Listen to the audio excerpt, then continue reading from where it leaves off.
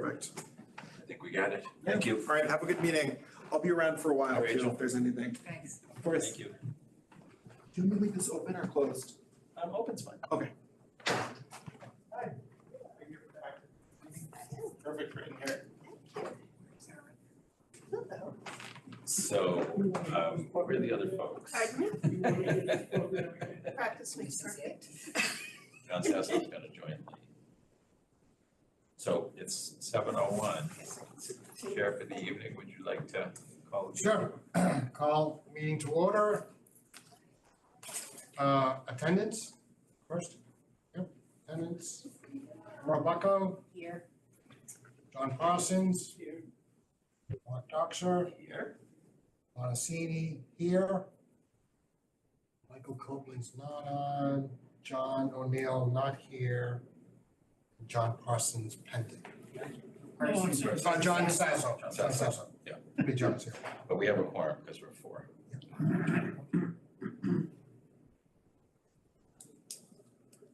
Okay. Acceptance of the October meeting minutes. Yes. Accept it all? Okay. Laura Bucko? Yes. Accept. So actually, let's do this as a motion. So put a move to accept the meeting minutes. Moving to accept the meeting minutes Second. of October 2nd. Okay, so would you like to second it? Second, I already did. Oh, sorry, so John seconded. Second. Okay, Okay, now you good. through. All right, attendance. Laura Bucko? Present. Yes. John Parsons? Yes. Acceptance, yes. So not present on this one, this is to accept the notes. Accept the notes. Oh, I'm sorry. Yes. Yes. Yes, Mark Doxer? Yes. Montesini, yes. Okay. Okay. I just joined. Third item on the agenda is a presentation by B&H Group. BHNA. BH&A Group. John is here. John is here. What says is talking? Hang on, I can take. Oh, there's 8 people. Okay, so John is on board now. Okay. John Sasso.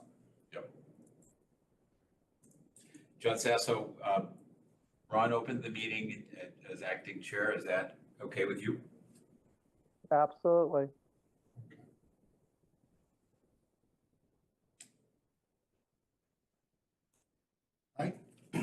So probably just to Yep. introduce. Okay, so 2 people have joined from BHNA. The 2 folks that are working most closely with us, Joel Bargman, Rachel Young, are both here.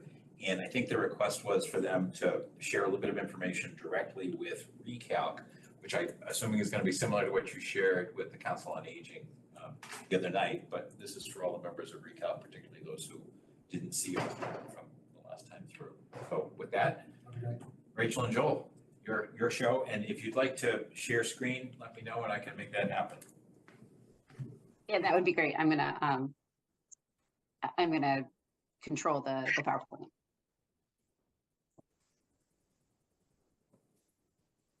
Be able to do that. Accept the meeting minutes, yes? Okay, sorry. Yes. If you can't do it, electronically, so-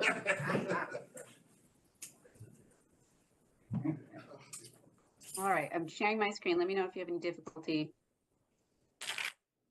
you can see it now. Great. Okay. So we're prepared to talk about programming. Forgive me, let me just go down to the schedule. Oh, let me just back up a second. I'm Rachel Young, for anyone who hasn't met me. Joel is here tonight, Joel Bargman. We're going to be the team working on the feasibility study. I appreciate meeting via Zoom tonight, though I do generally like to meet in person. So I'm looking forward to the opportunity in the near future. Can you hear me okay? Because I can be soft spoken. I don't know how great the. Oh, coming in nice and clear. Okay, great. So we've given the presentation to the COA, which kind of was a summary, if you will, of talking points from our interview. We can go through that presentation tonight as well, but we also have some additional slides, information, kind of diving into next steps concerning programming, scheduling, and the focus areas of the feasibility study. So it's really up to you what you think would be most beneficial to the team. I'd like to see the original presentation. Okay, So, great. Yeah. Can So- we ask you to add those other slides too afterward? Yeah, what I'm going to do is I'm going to, I might go a little out of order, but I think it'll be fine. So this is the agenda concerning the additional information. You can say that there's a 0, which is the presentation we given previously. And then just one second, I'm going to, so concerning schedule, and forgive me, I think I have an automatic,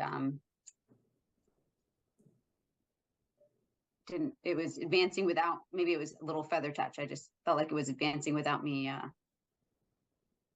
Just one second, forgive me.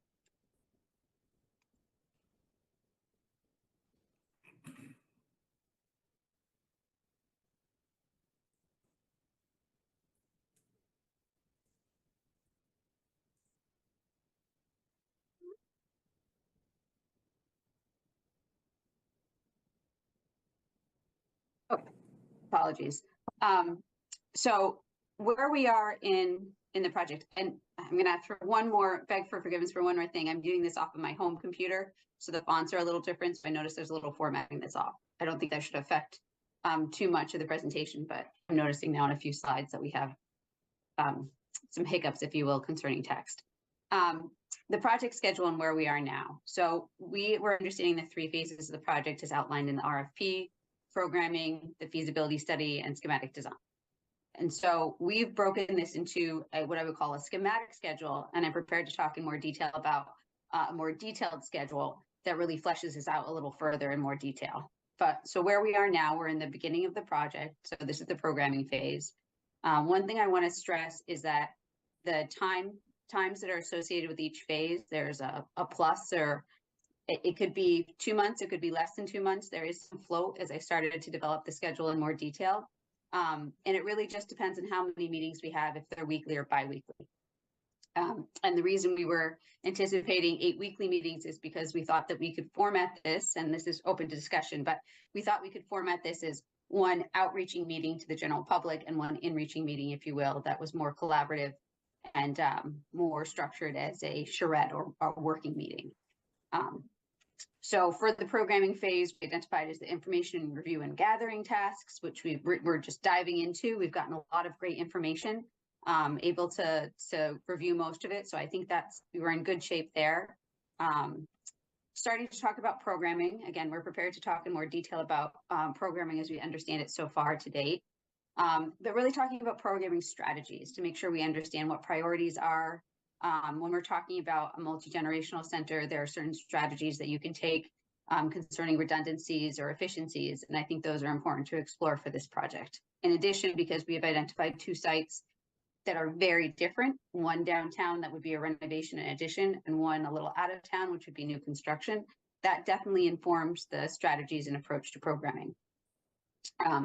Deliverables for this phase, again, those strategies or guiding principles, what I like to call a living program. So the idea that this program is not restricted to the programming phase, but will evolve and develop as we continue into each additional phase, reacting to things like site constraints, budget, public comment.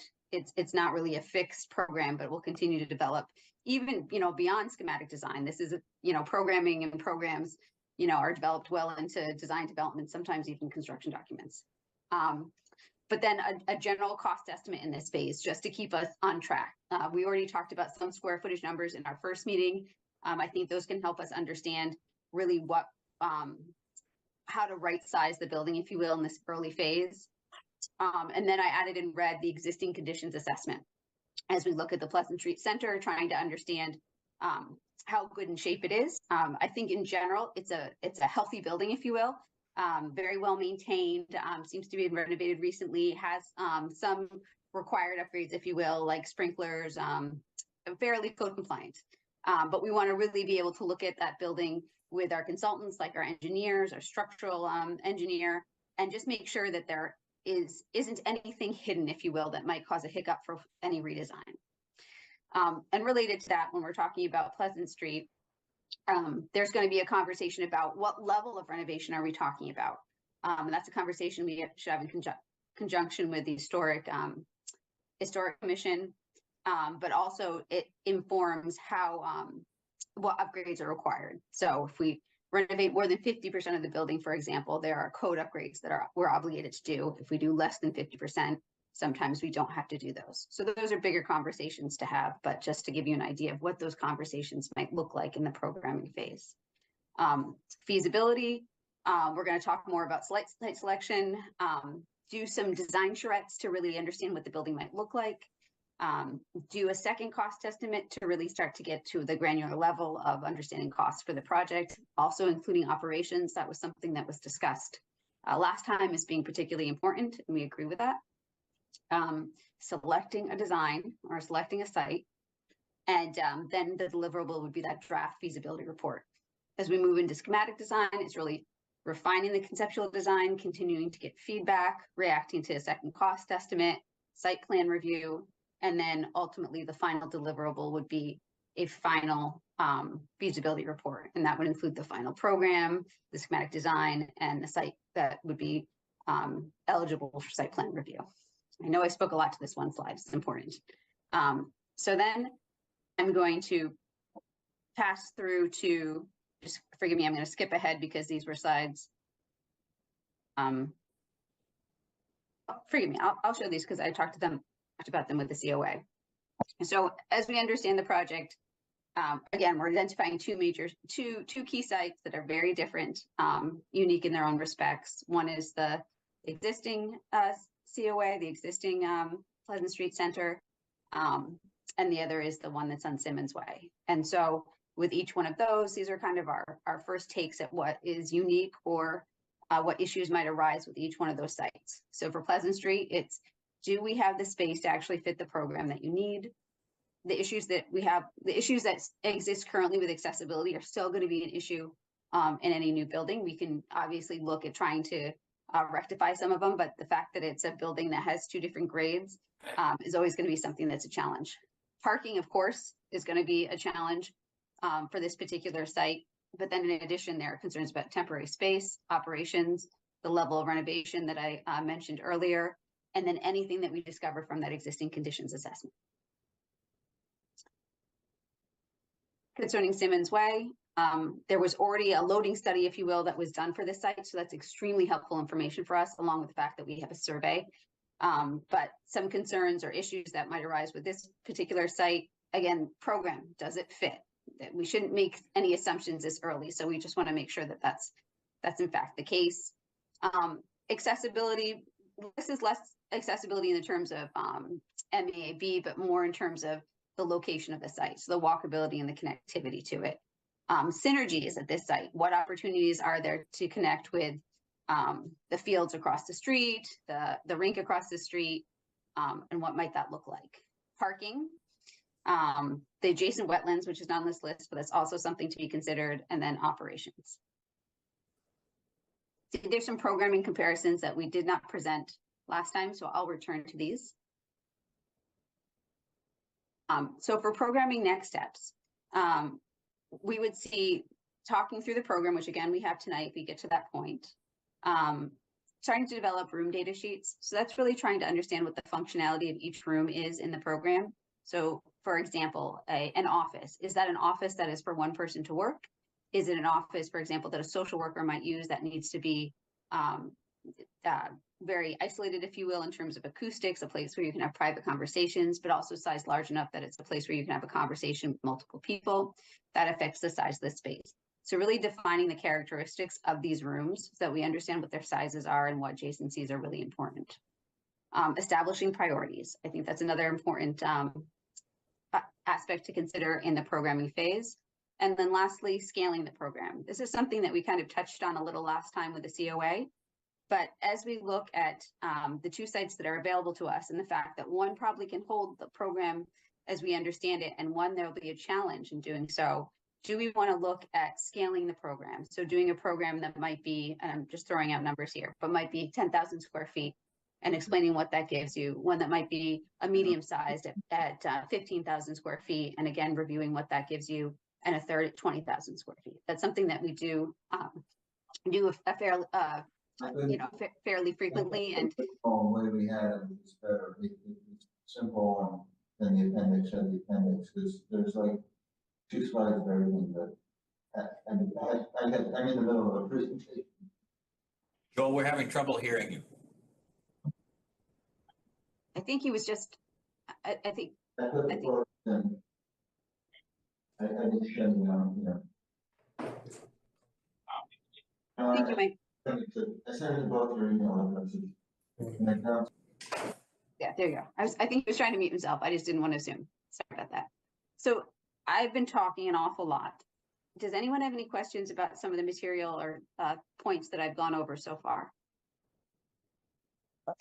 This is John Sasso. I just have one quick question, Rachel. I know we've thrown a ton of stuff at you, but we talked a little bit about this the other day about having data from, some of the existing work that we had done. I know we dug that back up. Did you ever get a copy of that? I did. Thank you for following up on that. Yeah, Okay. just a wealth of information. So really helpful. And again, I commend you guys for all the research that you've done up until this date. I just want to comment on this specifically as you were just going through this, that. Yep. And I think you already heard this from us, but for everybody that's on the call, what we're talking about is when Walgreens was being reviewed, there was a sub-team of folks that kind of looked at space requirements and space availability, and they really were trying to, I'll use your term, right size what they had, not projected out beyond that. So just to understand, that was an exercise based on a condition, as it were, not necessarily an up or a down, if you will. So just want to make sure. But I think what you're talking about here actually is a really good approach. And one thing we can also consider is giving you a minimum lot size, for example. So if in the year that passes after this feasibility study is complete, a property, say, came up for that was available in the downtown area, you would know, okay, this is worth considering because we already have an idea of how much space, how much parking we need. So that might be something that's also helpful to you. Okay. I've got a couple of questions for you, Rachel. Yep.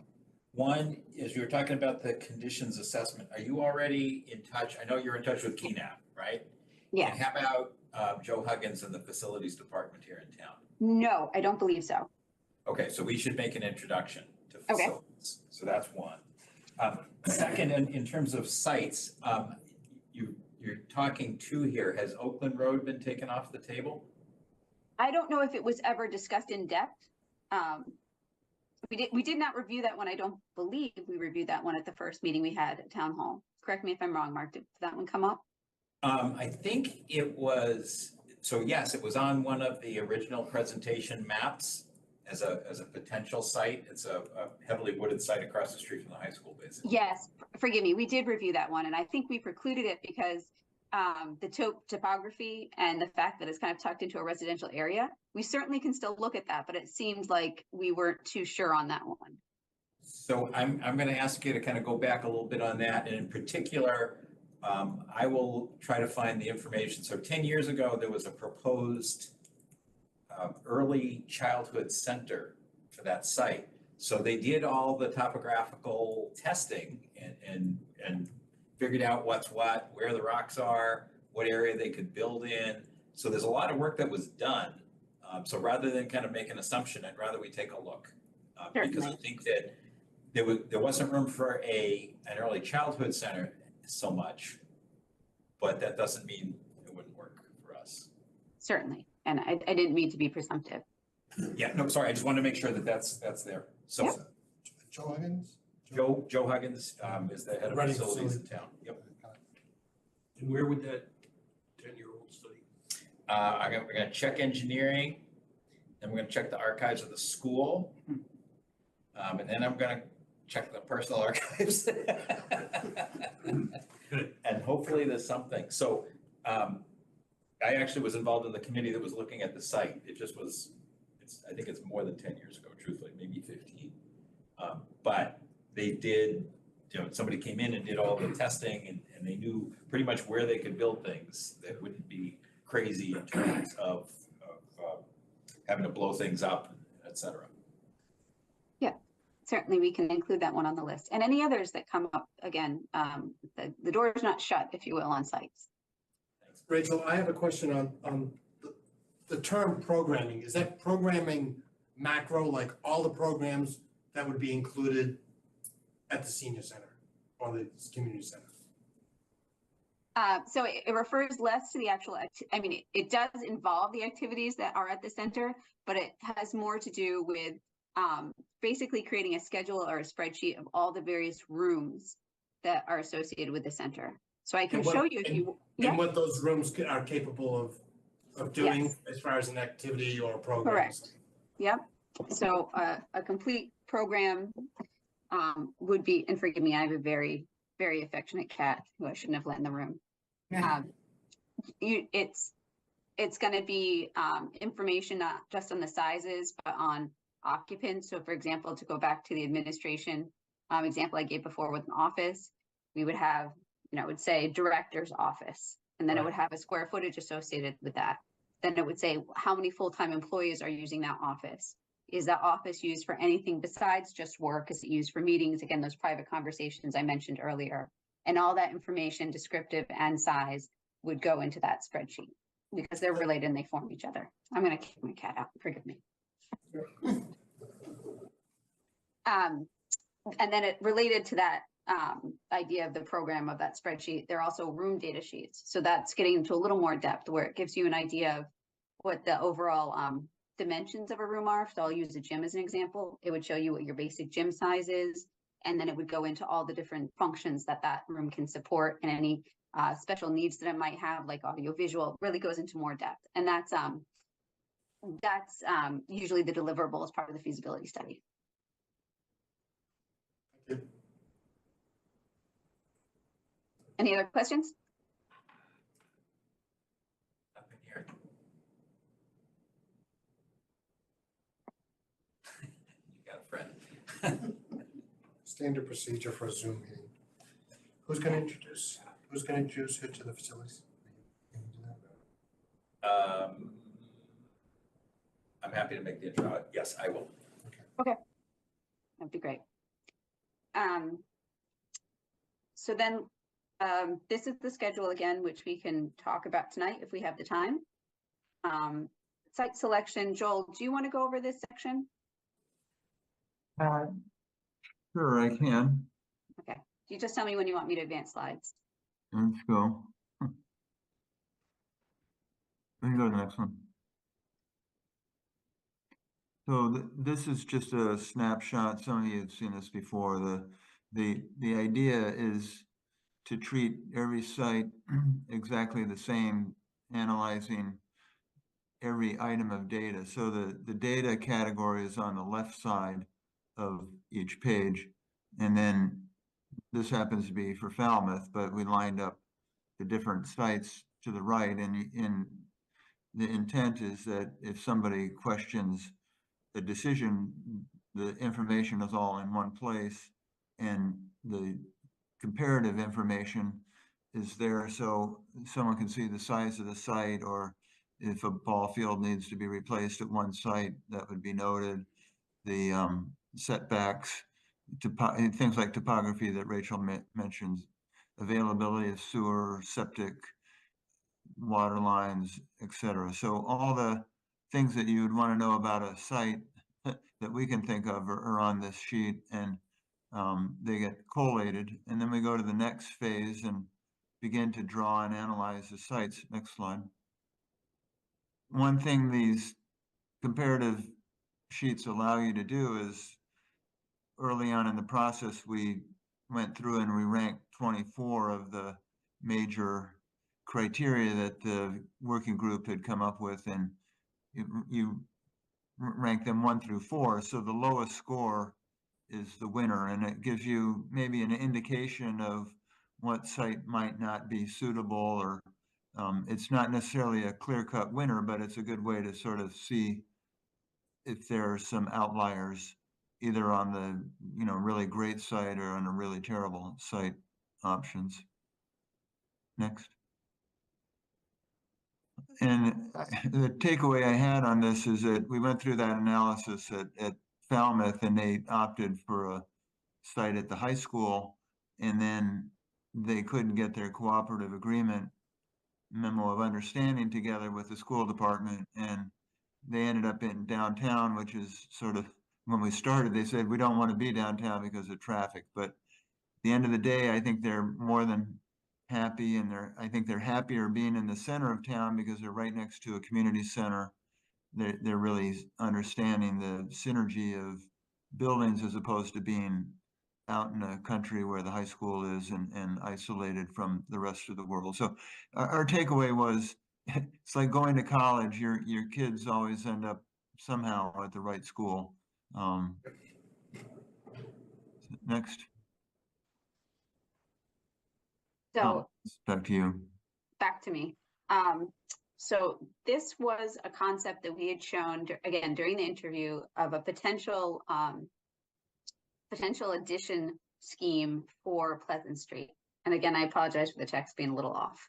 So the basic idea here was that if you max out the site, so you're pushing the parking to the extreme edges of the property, it would allow you to wedge in an addition on the back of the property that would roughly double the parcel in size. So if the existing building is around 6,500 square feet, and again, that was based on meets and bounds information that was available from the public assessor's website. So if you estimate that building is about 6,500 square feet, the addition that you could add to the back is somewhere around 6,000 square feet. And that could be a service core, and it could include basically all the support spaces for the main building, and the main building would be then configured to just hold the main program spaces. This is an aggressive proposal, if you will, in that it would be gutting the building. So this would be a conversation that we would need to have with not just the community, but historic authorities having jurisdiction to make sure that this is something that's acceptable. This concept would give you roughly the same number of parking spaces. And it would introduce a nice drop-off area in the rear, which is really helpful, I think, for the site.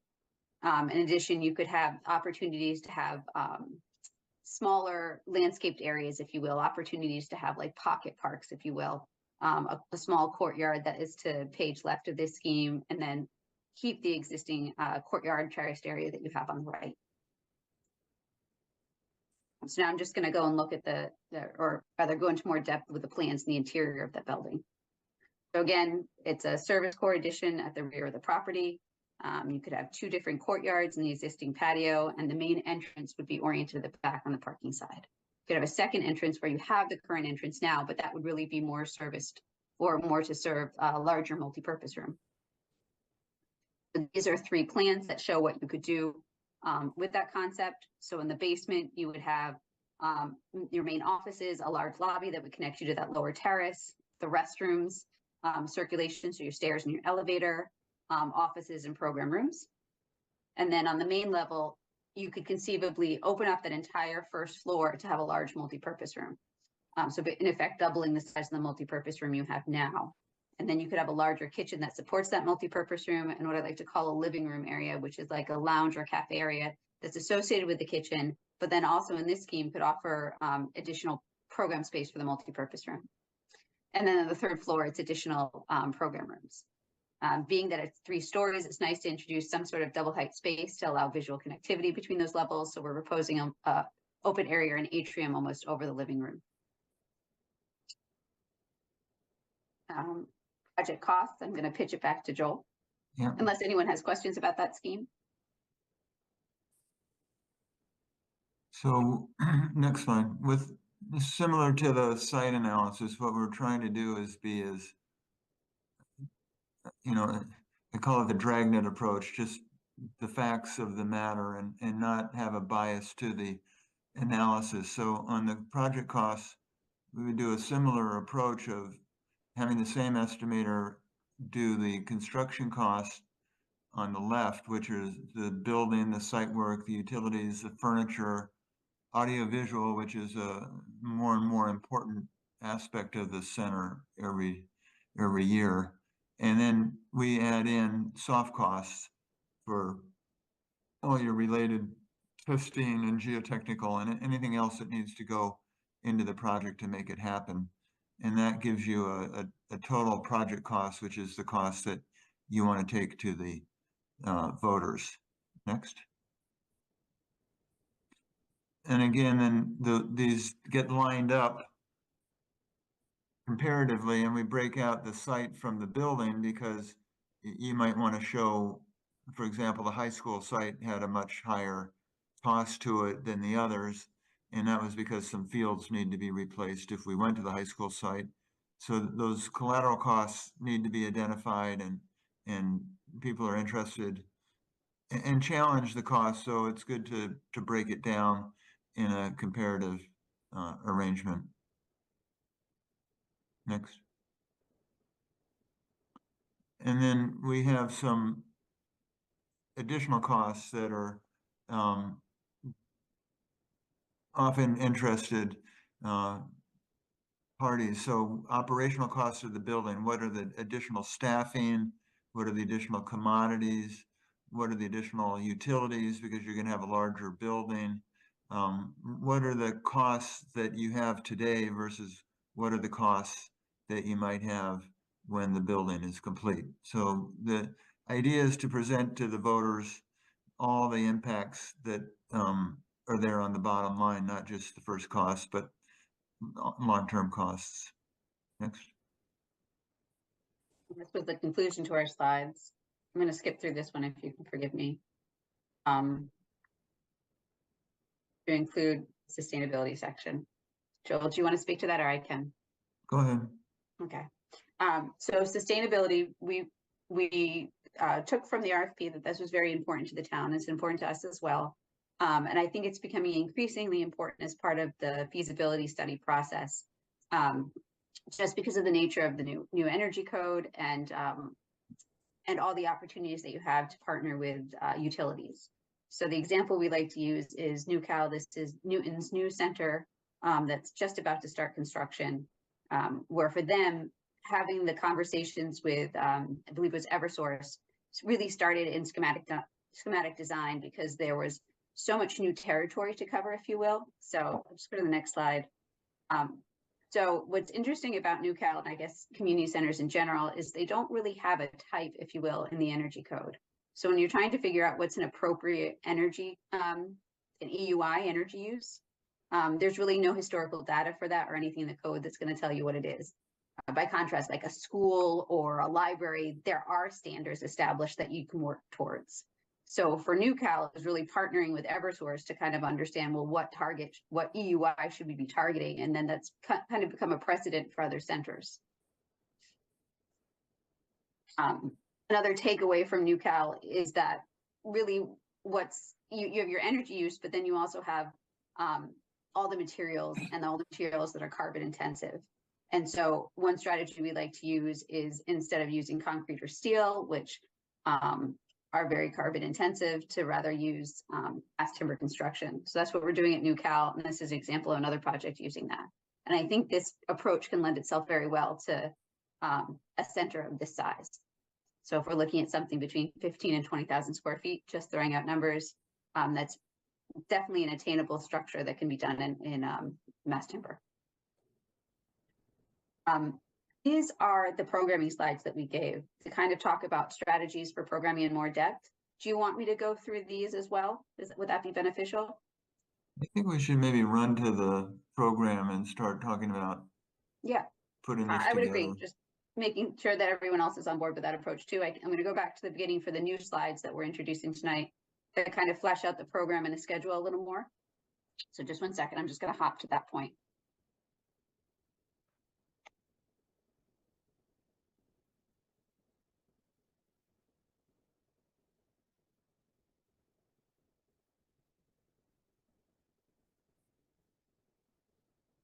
Just 1 second. Okay, can everyone see the slides okay? Yes. Okay, so this is an analysis that is similar to the previous analysis that you have done in various forms in the various reports and spreadsheets that you shared with me.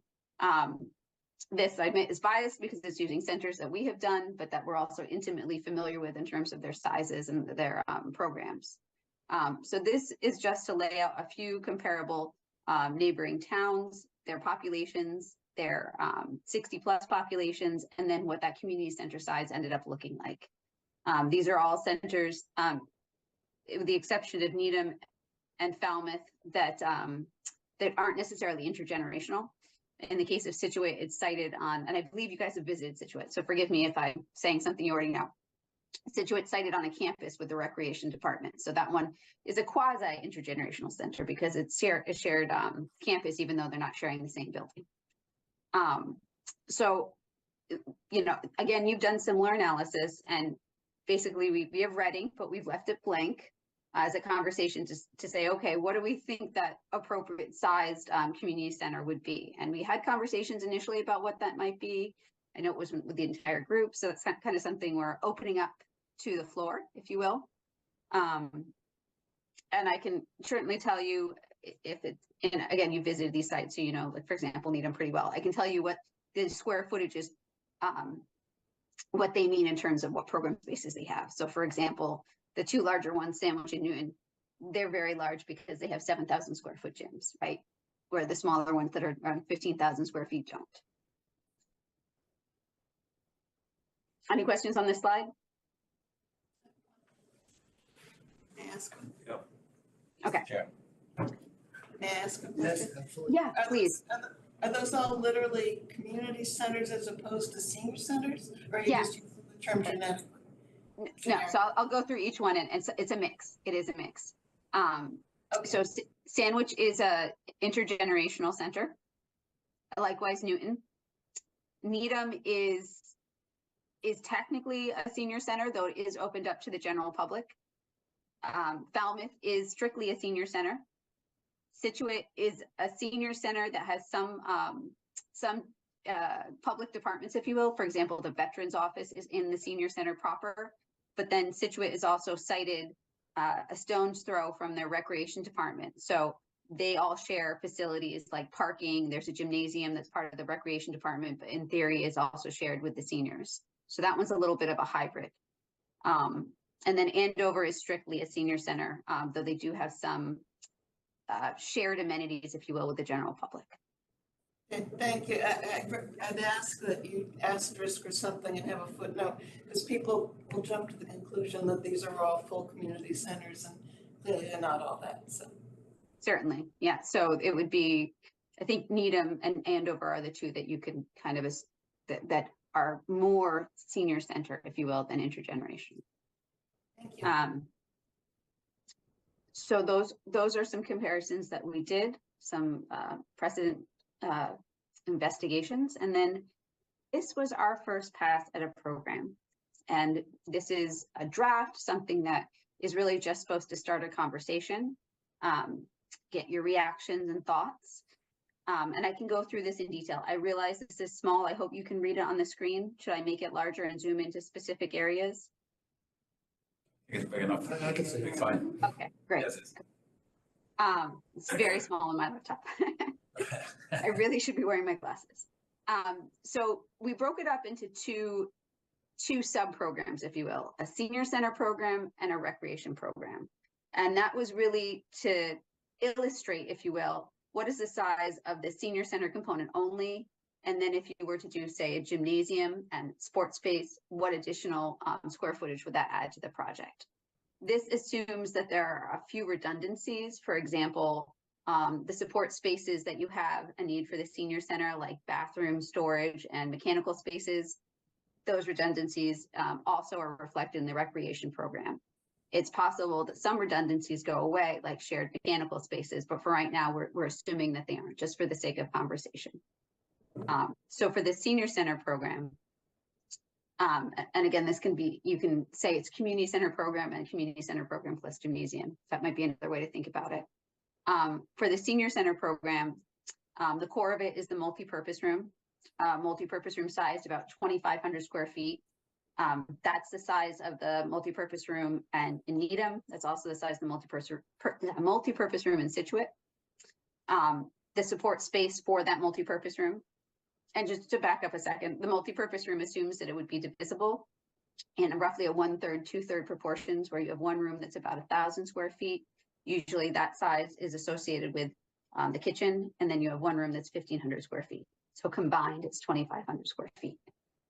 The storage associated with that room, the commercial kitchen associated with that room, which is about 700 square feet. It can be much larger. For example, Needham is around 1,000 square feet. 700 is a comfortable size.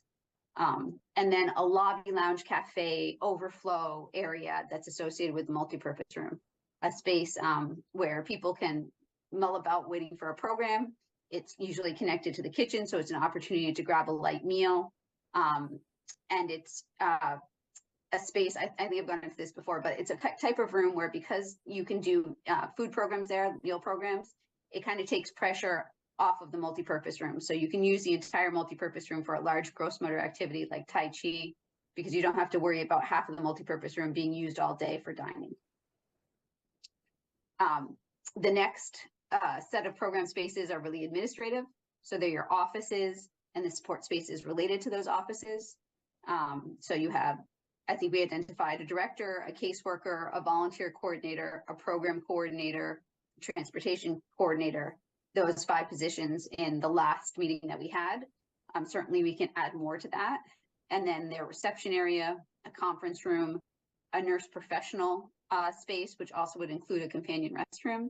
And that nurse professional space, it's for either a nurse or a visiting professional, like a tax professional during tax season, or Shine consultants that would help with enrollment. Then there would be a break room for staff, and then the support spaces like copy room, storage, those kind of things.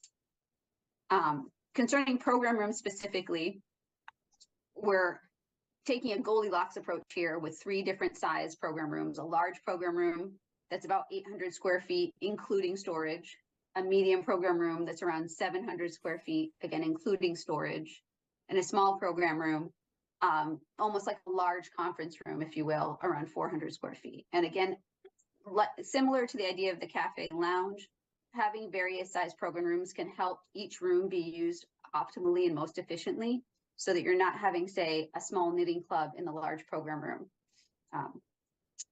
In addition to those program room spaces, we're proposing a game room, a dance room, and a fitness room. And all of those are approximately 1,000 square feet. And then in terms of support spaces, you have the restrooms, the storage, and the mechanical spaces that I mentioned earlier.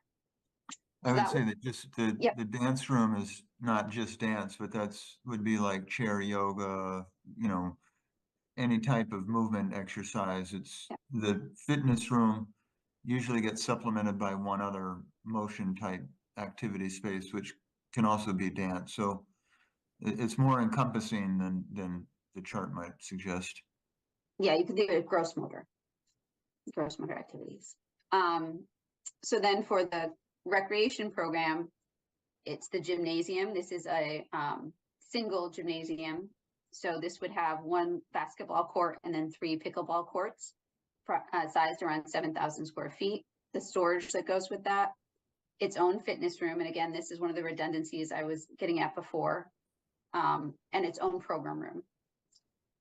Then in terms of support spaces, a modest office, associated break room and support spaces, and its own entrance, so its own lobby reception area. And then similar support spaces to the senior center, community center program.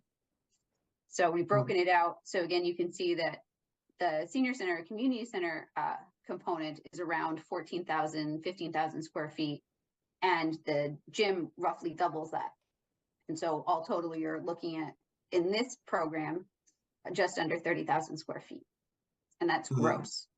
The purpose of doing it this way was also to address the Pleasant Street facility that we know would never get the gym. So it may be, another model might be that there's a 2-sided facility. The recreation goes to, you could say recreation goes up by the ice arena and the senior component stays on Pleasant Street as one idea to look at, to see if there's any traction to that idea.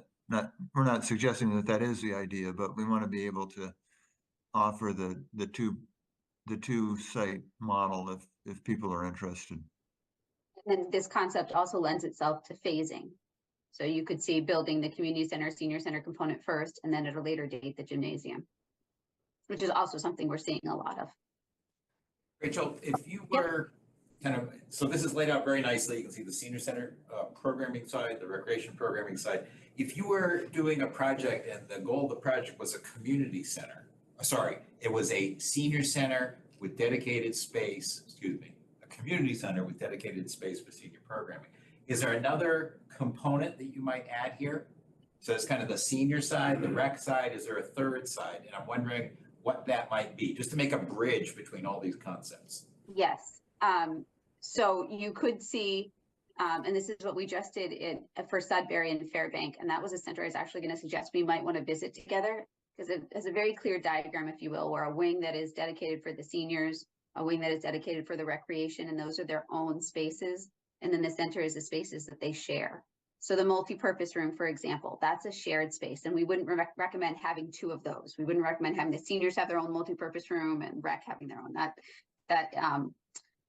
That's not necessary, but it might be redundancies in terms of additional program rooms. So the recreation program that we have here is a little lean in that they just have one program room. You might see adding additional program rooms of various sizes like we had done for the senior center, community center size. And maybe all of the program rooms that we've associated with the senior center program and all of the recreation program rooms are located in the center so that they're accessible and can be used by each. And I think there are further conversations to have about what spaces they want to share and what spaces they really want for their own. I'll use Fairbank as an example again. The seniors really wanted to have an arts and crafts room that was their own. They said that they were willing to let rec use it at certain hours of the day and for their summer rec programs, but it was really like they had purview over it, if that makes any sense. So that affects the program, right? Like if you have two departments that get along really well and can share spaces really well, you have fewer redundancies. It's a little generalization, but basically. Yeah, but the menu idea I think is really interesting in terms of core components, recreational additional components, and then conceivably non-senior additional space, if you will. Yep. Cool, thank you. Rachel, the multi-purpose room, what type of flooring was put down for that? So usually it's a luxury vinyl tile and LVT. Yep. Something that is pretty durable, could be used for activities like yoga or Tai Chi, but it's not as durable as, say, a dance floor vinyl product. There are some products that are kind of replacing wood for dance rooms. They are vinyl, they have a 2-inch spring to them, so they're really easy on joints. And they're even compatible with, say, like tap dance, like you can scuff them all you want and they're not going to get damaged. So that's, that was more information than you asked for, because I'm telling you what the dance floor would look like in addition to the multi-purpose room, but generally it's an LVT. Thank you. Quick question, this is John Sasso. Can you guys hear me? Yep.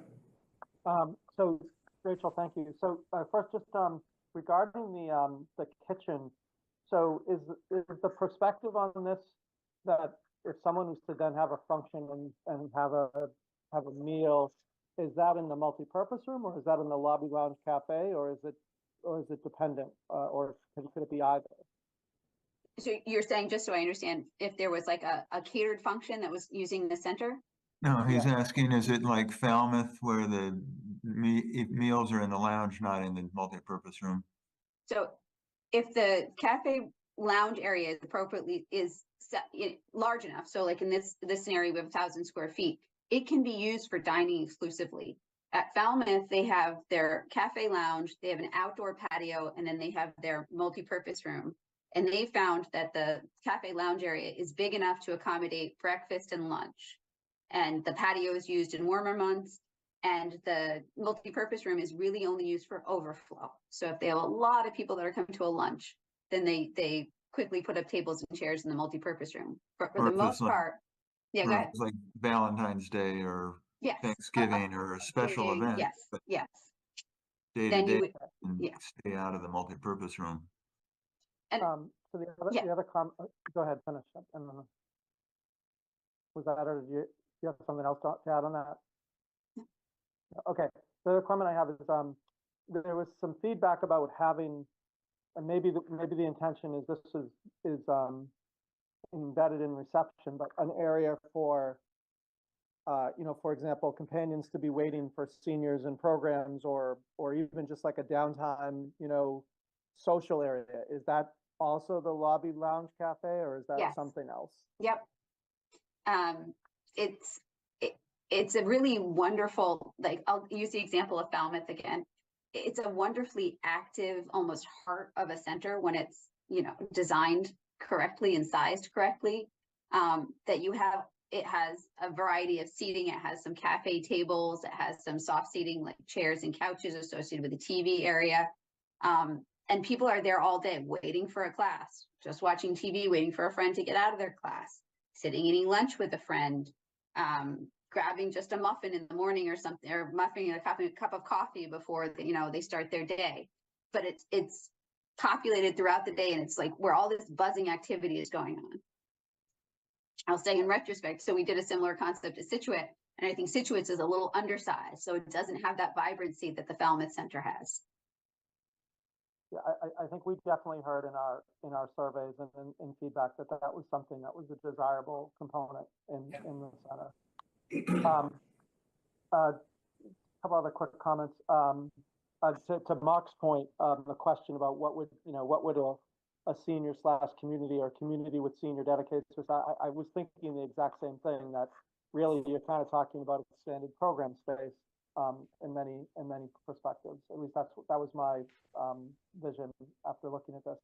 I mean, I certainly like the idea of this type of an approach. I think I probably even shared a little bit about that when we met originally, that, whether it's a phased approach or, given the constraints that we might have at the Pleasant Street Center, as an example, you are going to be limited even with a reconstruction, how far and how much you can go. So I think this is a really good approach, and this is exactly what I was hoping to see.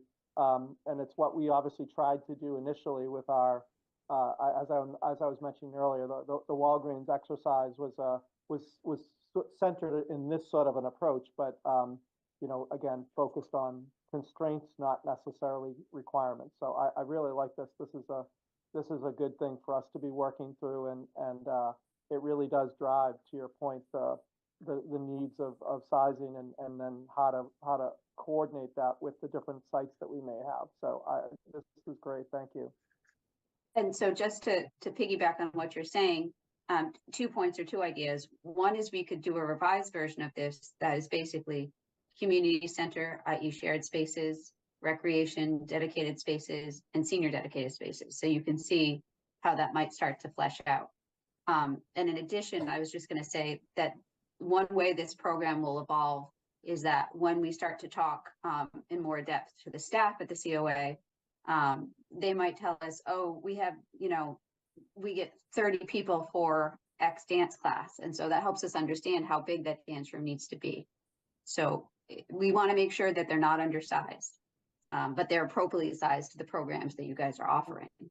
No, I agree. This is and please, this is exactly what I think is a great communication tool with those organizations, with those folks, to ask those questions.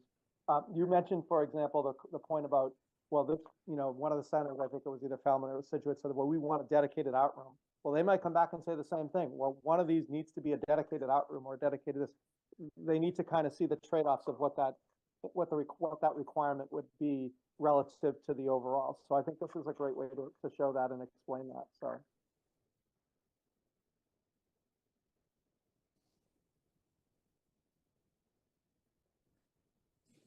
Question back here, Mr. Chair. Can I ask a question? Yes, you may. Actually, it's more a comment. I know in many communities, the Council on Aging and Elder Services are one. We're 2 separate organizations in Reading, and I bring it up at small point only because it will cause confusion down the road. The Council on Aging has no staff. We're staffed by volunteers. The Elder Services has town employees and paid staff. They are 2 groups. They have slightly different focus. I would characterize the Council on Aging's focus as being more on the elder community as a whole, as opposed to focusing on Pleasant Street Center. And the town, by necessity, is largely focused, in my opinion, probably selling it short a little bit, maybe a lot, in focusing on delivering services, and the main way they do that is through things that happen at the Pleasant Street Center. But they're 2 different perspectives often, and 2 different groups to talk to, so. We explained that to Rachel the other day, so. Well, it's come up several times. But I think that with Jenna not being here just to defend her, so she's responsible for elder and human services in total. I understand. which includes recreation, so it includes a much broader community, includes Veterans Affairs, I believe, too. I understand, but Right. it's two different perspectives, and I'm just saying, Agreed. don't imagine you've talked to Council on Aging because you talked to other services. That's my only Good, point. good clarification. Constituents. Thank you. Thank you for the clarification. And it's a minor thing, I'm not trying to criticize it, just it's come up several times now, and I'm like, we need to get the language straight. A fair point. Thank you.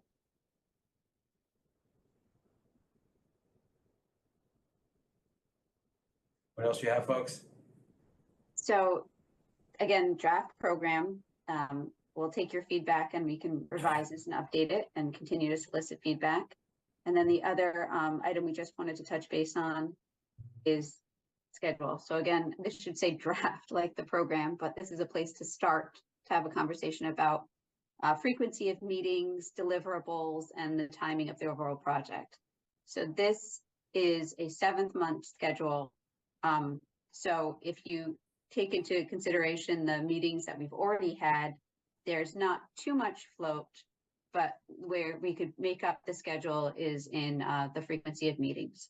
So this schedule, the blue are meetings, and you can see that they are regular occurrences once a week with a more formal presentation at the end of each month.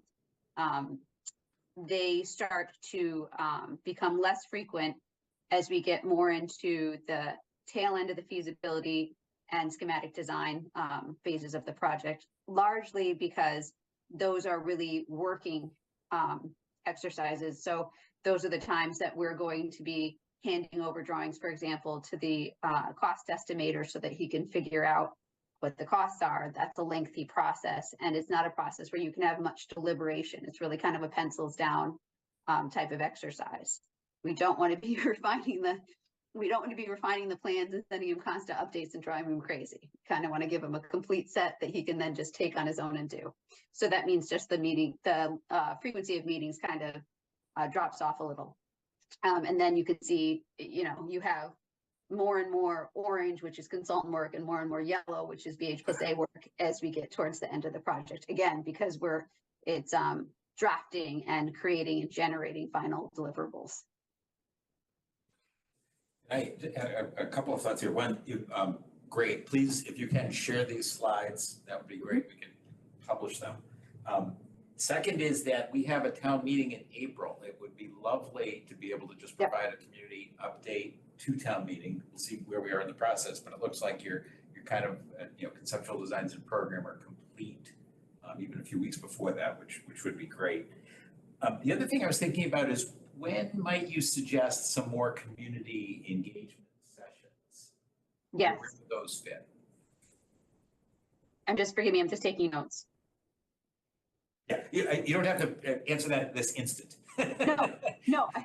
So the first meeting I have, and we could consider tonight that first meeting, was to talk about community outreach and how we want to structure it. I mentioned before, again, the idea of having an inward and an outward meeting that kind of are twinned, if you will. That's just one concept. I think in addition to, and I also think that there should be an equal amount, or we should be very conscious of what meetings we're having via Zoom versus in person, and making sure that we're not biased towards any one means. But for example, in this one, and forgive me for using the term COA if I'm using it incorrectly, I had said review programming with COA and review programming with recalc, understanding that those one might be more public and one might be more more of a working session.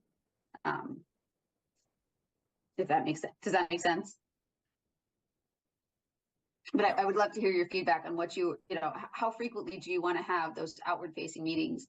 And what does outward facing mean? Does that mean a collaborative meeting like a charrette, or does that just mean a public meeting where people can listen in and be part of the process and is transparent? So my personal opinion is E, all of the above. Some of them, I think a charrette or two at least would make sense in terms of kind of actually a working session, tables, things on the wall, people putting things up, that would be wonderful. All the meetings that we're having here, like tonight, for example, is a public meeting. So we are on TV, we're on YouTube, we're on Zoom, people can attend. Once we start advertising more about what's gonna happen, I think we can get more people starting to come. To your point, having some in-person sessions, I think our desire here was if we're together for just an hour, we'd rather utilize less of your time in travel and things like that. So, this is great for Zoom. But as we talk about some of these other meetings, getting FaceTime, being in person, talking with the community, I think is really, really important. Agreed. So I think what might be helpful is to identify stakeholders to make sure that we're setting up meetings in this beginning process, that we're reaching out to each one of those subgroups, if that makes sense. I know we've done that a little to this point, but those meetings, it's fine if they're redundant, if we're having the same conversation about program with multiple users independently. And if it takes more time to structure those meetings independently, I think it's in the end going to be more fruitful. And maybe they can even be back to back to some They could extent. be. We've done that before, for example, with like staff, when we're, we have we say we're available all day Friday, whatever date, and then they just take half-hour increments.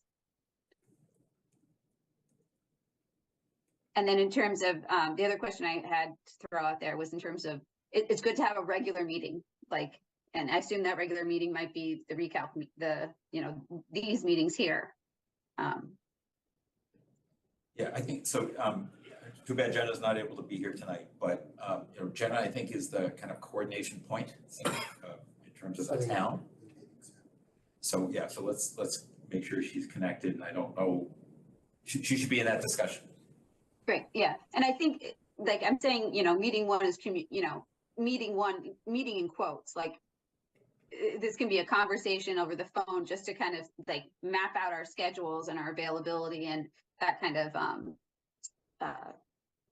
those kind of topics. Joel, I don't know, you've been quiet. Did you have any thoughts on this? Been doing it for much longer than I have. No. Hey, I'm sorry, I gotta chime in. This is John Sasso. I have a hard stop, so Rachel, Joel, thank you very much. I really appreciate the info tonight, and I'll stay engaged. I have to sign off. Thank you. Thanks, John. Thanks, John. So what might be helpful, maybe in the interest of time this evening, is to send an email to the team with Jenna and say what might be a good time. It could be, she's out all week, right? She's on vacation till the new year. I don't know what her. I don't know precisely, but I'm happy to reach out and find out. Yeah, so to find out at a time before the new year or immediately after the new year, to kind of flesh out frequency of meetings and who's at those meetings. I think that would be very helpful. And we can go back, and I think we can make this schedule a little more granular in that respect, really spelling out all the different departments, user groups that we understand, and not to get too much into weeds, but it's different for each site, right? You have different abutters and different interested parties. Yes, all the different sites. So. Absolutely. Yeah. And one other quick thing just to add, you were talking about utilities and sustainability. So we are fortunate, very fortunate. We have our own municipal utility here in town. Mm-hmm. Yeah. I will also take on to introduce you to Marlena Bita, who I believe is the chair of the Board of Commissioners for the Reading Municipal Light Department, and Greg Phipps, who's the executive director. And we should get them into the discussion early also. Yes, yes, definitely. Rachel, I have a question, just back on the other slides. I just made a comment first. Go backwards? When you showed the square footage of the room sizes there. So that subtotal for the senior center, 12,170, is roughly the same size for the projection that you made for the senior center to be expanded. Is that correct? The PSC. Yes. Yeah. Yes. Yeah, that could be a freestanding, self-sufficient center at that size.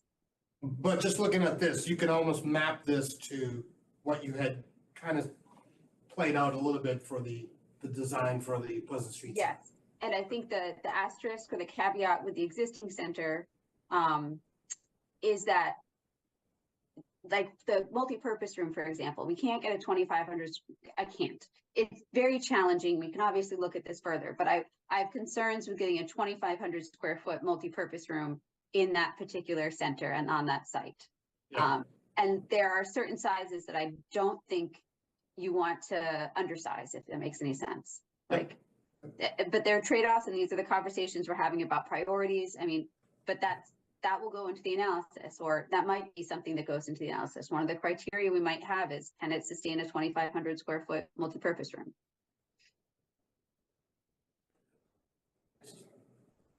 Question, do we have built into the model for this population growth, and what percentage growth is that? Good question. So the population numbers we have are not projected, they're current for 2022. So we can look at the projected numbers, we do have those. I think we have to, I mean, all the space has to be at least 5 years out projected, because building Yes. projects need to be done till then. And we had that, the UMass study, they had the projection Yeah. numbers. That's what I'm getting at, is we have that information, you and UMass had provided that, yeah. Okay. So I Um, think the 1200 doesn't do it 5 to 10 years out. 12,000, you mean? 12,000, right? I think it won't do it. Yeah, I think you have to anticipate growth and flexibility for future uses. And I think you can ask any architect that does these projects, or any director of a senior center or community center, but there's always that if you build it, they will come phenomenon, that a center might be instantly undersized as soon as it opens because it becomes so popular, right? Yeah, because it's new and, Yeah. fighting, Yeah. Now, Rachel, did you say that the existing Pleasant Street Center had to be taken down to do No, this? no, I want to clarify, the interior finishes and walls. If we could remove those, we could configure the space to be optimally efficient and get the largest program room spaces It allowable. wouldn't be, you wouldn't have programming, you'd have to gut it all inside, so it wouldn't be accessible to, the existing senior center would have to go someplace else. But like Temporary, the whole historic commission. but that would stay, That's Yeah. the outside. that's the outside. Okay. So that, again, is what I would call an aggressive approach. There are variations within that, looking at the degrees or levels of renovation of that center. And all of that also depends, again, on understanding the physical center better. Like, what are the structural walls? What are the existing systems that can stay, that cannot stay? Because those all will impact the cost ultimately. Like, you could do anything. I could take everything out of the inside of that center and give you an entirely new interior structural system that creates the perfect space, but there's a cost to that, obviously. Sure. Like moving stairways. Yeah, for example, the stairways. So the application. Harry Potter style? And so I think one of the priorities, I've already reached out to engineers to see what their availability is, but is to get into the center, have engineers walk through, measure the room so we can have a better understanding of sizes and the building itself. I think we should, that would be one of the things I would recommend. We could start this week, we could start next week. It's really contingent on my availability, and I'm available. I assume that all of the HVAC would have to be completely redone as well too, correct? I would assume that at this point, but I think it's good to have the engineers. look at this. Say yes, because it has a problem, yes. So Rachel, just to come back, so ideally, you'd like to get in next week? Is that what I'm hearing?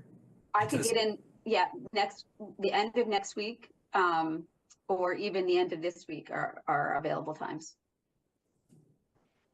And then the engineer, I have to touch base with him. He said he was available this week, but I don't know. I still have to confirm that, his schedule might have changed. Okay, so why don't we see if we can reach out to Chris and Jenna, because the center will be open this week and next, Except Christmas. except Christmas. Christmas Yeah. is Monday. Yes. Okay, so, yeah, let's see if we can get that done. That'd be great. Yeah. I think it'd be a good thing to get started. And I'd like to go back to the center. I was thinking that I would go today if this was an in-person meeting. That's one of the reasons I was asking. Oh, But yeah, I'd like So, to yeah, take the so- time to walk through and really get to know the space better. I think, give a push whenever you have a direction you want to go, would be Sure. my suggestion. Understood. Yeah. I thought Jenna was going right through New Year's, no? I thought she said She may this be, week. but they can still go into the building. But you said you get Chris and Jenna together, I thought maybe Oh, just ask them. I want to just ask them about making sure it's okay. you're gonna bother her on vacation. Jenna Chris would texted know. me from vacation later. so- I've been in touch with her 2, 3 times. But if, is Chris here this week? I think some Hey, people may Chris. be taking some time off. That's even better, actually, because these guys are gonna come in and Yeah, Sure. No, it's not very invasive at all. We shouldn't disturb or bother anyone. probably Friday morning is probably the best. Can you check that one, see if that? Friday morning, So Friday the At center's, 10 a.m. I think the only thing they have is like some games going on, something like. There's a big class at 9. do you want to pencil that, Rachel? Oh, See if that might that's- work? yeah. Friday 10? Um, Is that awkward? yeah, time is there's- 9, 9 to 10, 9 to 10? Would- 9 to 10's the class. right. would So the stay clear. afternoon on Friday be a possibility? No, they're closed. When do they close on Fridays? They close at 12. Oh, they're half days on Fridays, forgive me. This Friday morning might be a little challenging because I have to, I have a senior mother-in-law. My husband's taking her to a doctor's appointment, so my daughter doesn't have school, so I'm watching her in the morning. It's probably best next week. She wouldn't be the best assistant if I brought her. That and the cat. So, Why don't we follow up in an email and try to identify, I can shoot you, Mark, an email and CC Jenna and Chris and just say, these are the times that I have good Yeah. windows. Okay. yeah, I think Jenna and Chris are drivers. I'll do my best to help. I think next week is quiet. I think. We're programming. Right, right. Yeah. Even when it's active, it's really not invasive. It's far less invasive than the walkthrough you had during the RFP process. Do you want people to be in there or would you rather, or it doesn't matter? It doesn't matter. It doesn't matter. Because Joe Huggins might have availability sometime when the center's not open. Yeah, and if that would be a good, coordinating with his schedule, if he would like to take me through and kind of show me the center through his eyes, that might be beneficial as well. I'm assuming he has good intimacy with like the systems in the building. Excellent, not good, excellent. Yeah, so it might make sense to coordinate with his schedule then. Yeah, and his team. So yeah, so let's add him into the discussion. Yeah, let's see if we can get that done before you're in. So I will send you, I can send you the PowerPoint in full. And then I can send you PDFs of these, the programs and the schedule slides to circulate. Is there anything else and on the email about availability, is there anything else I should know on my responsibilities for next steps? Now, at some point, we need to talk a little bit more about Simon's Way. Okay, So just the notion of, so from a space point of view, you've already kind of laid it out here in terms of what's possible. And then I think the town's view on Simon's Way is that it's the last big open space. And some folks have made it clear that they'd love to see some recreational activities down there. The surveys came back on that. And the possibility of it being a multi-use space. it's a large site. It can accommodate quite a bit and And of course, we'll grade it through. So the other piece I think is that I need to see what I can find out about Oakland Road. See who Okay. owns some of that information, so you can take a look at that too. I think it's certainly not time to take it off the table. yeah, and sometimes the most challenging sites are the most rewarding too. They really, provide some unique opportunities. So it's worth looking into. I agree.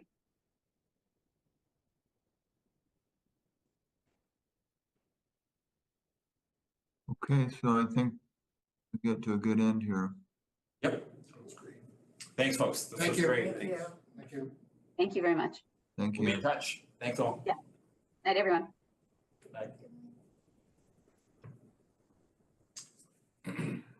Okay, next on the agenda, we have is discuss current senior center visits and action plan moving forward. I don't know what that means, but. I don't know if there's anyone that can speak on that. I can't. Well, I think Jenna was looking for help they were having some issues contacting some of the centers. Yeah. Her and Chris, so they think they needed some help from us. I wasn't quite sure. Oh, they needed bodies to go off and do things. I offered to help. I'm retired. Yay! So I offered. Congratulations. I offered to help haven't seen them since the meeting when I did, but that was only a few days ago. I don't think it was the bodies that were concerned about as much as somebody to start calling these centers. Calls, yeah. Because they weren't getting very good feedback. A lot of places just didn't want to be bothered. My experience in it before I became chair, and I was also starting a new job, and I knew I had a little window where I actually had daytimes free. I just went out and took 2 days, and I just went to a whole bunch of senior centers. And I walked in the door and I politely said, I have no expectation that anyone's available. I just want to know how would I go about setting that up? And in all but one instance, someone said, oh, I could talk to you for a little while. And I learned so much. So Yeah. cold calling actually works polite, very polite, respectful cold calling Yeah. works really well with these places.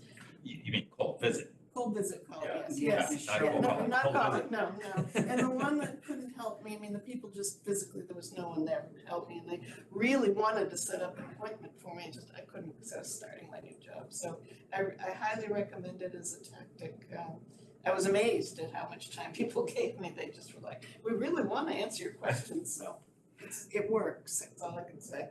I wonder if it would be a little difficult cold calling or cold visits when you're standing there with a 4 or 5 page No, survey. I in your hand. had Kevin's 4 or 5 page survey Did thing. you really? Yes, and they wanted to talk to me. And you don't have to have the director in every case to get the answers to all those things. So Well, a lot of it is financial information that, it's hard to get. I know Jenna went online, or how did you Yeah. find some of this budget Yeah, she's information? been Towns publish their budgets. So that's something we could find. Well, Jenna probably has that information. But different departments break it out differently, so Yeah. it's hard to determine exactly what's being used. So I wonder if the right next step is to set up a meeting at the start of the year where we can hear kind of directly from Jenna and Chris how we can help get that done. Which I think is actually our last agenda item, right? Schedule the next meeting. I think there's not really anything we can add to the other Yeah. piece right now, so. I mean, I reviewed the two surveys that were attached, and it's clear that it's a little bit of apples and oranges about how the surveys got answered. So you need to have some ability to interpret what Yeah. is in there. And that's always true of surveys, because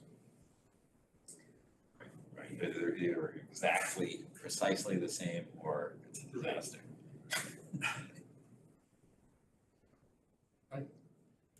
So, schedule next meeting. I'm gonna try to put something on the calendar for January. I think so. Which year? 2024. Oh, God.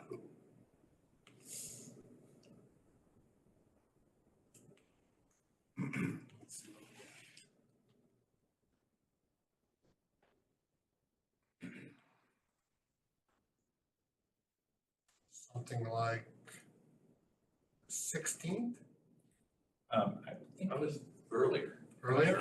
like the Yeah. first week, right? Yeah, that's what I would suggest. Because if Jenna needs help, the sooner Yeah, right. the better. Right, so Tuesday's the day after the holiday, that's the 2nd. Agreed. So probably need to give them a chance just to wake up, catch up on things. Yeah, I can't do the 9th. How about the 3rd or the 4th? I can do the 3rd. I can do the 3rd. So,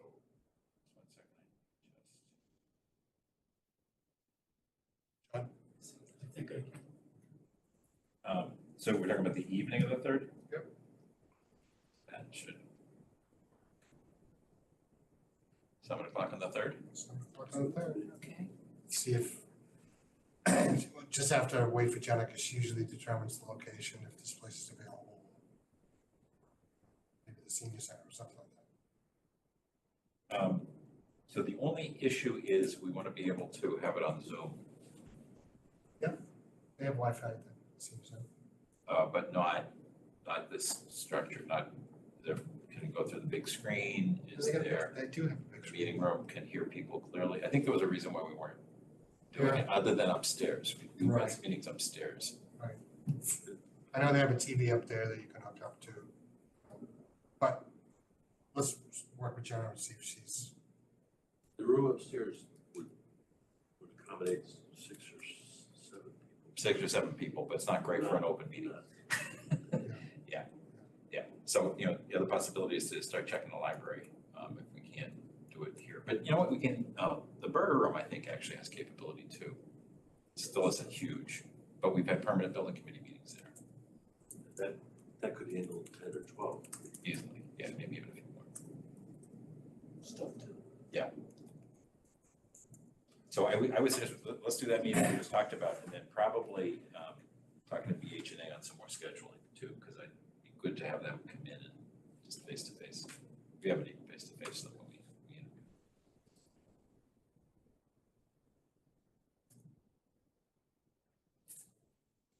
Anything else on the agenda? nope, that was the last thing that I had. Yep, that's it. I will make a motion to adjourn. Second,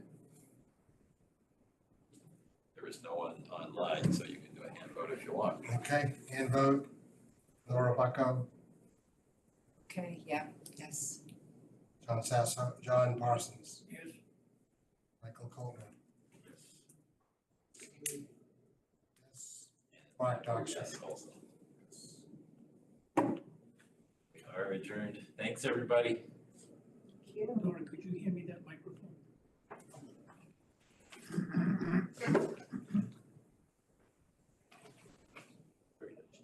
Works really well.